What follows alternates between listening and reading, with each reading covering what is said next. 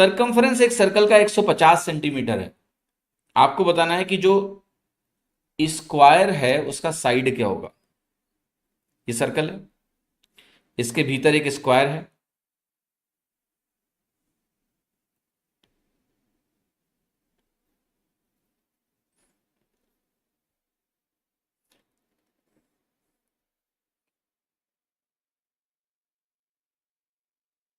ठीक है,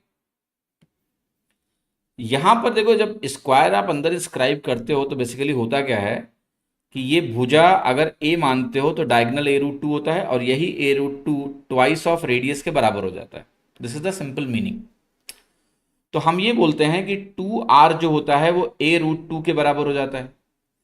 तो 2πr किसके बराबर हो जाएगा?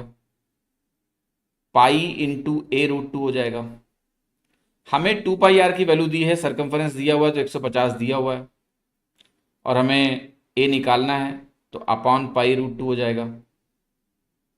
तो a की जो वैल्यू होती है वो यहां से आ जाएगी 75√2 बटे पाई।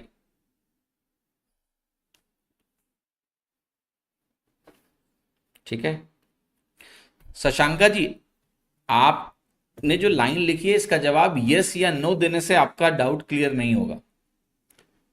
समझ रहे हो? देखो, विराट कोहली को जानते ही हो आप, महान खिलाड़ी हैं, क्रिकेटर हैं। सचिन तेंदुलकर को भी जानते हो आप, वो भी महान खिलाड़ी हैं।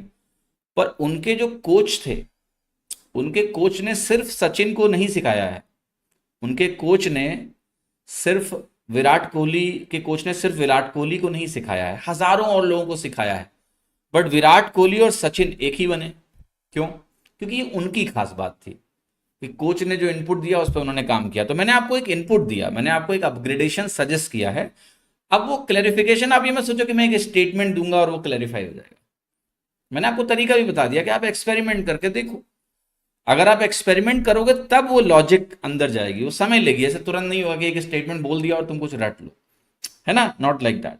जब तक एवरेज की तहे दिल से अंडरस्टैंडिंग नहीं होगी, अगर आप एवरेज को सिर्फ ऐसे समझते हो कि sum of all observation divided by number of observation, फिर तो नहीं होगा।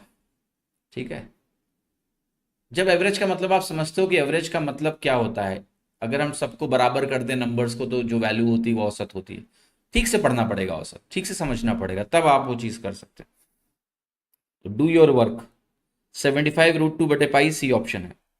इंस्क्राइब्ड का मतलब यस, इसको आपको ऐसे ही सरकमफ्रेंस पे ही स्क्वायर के वर्टेक्स को लेना पड़ता है।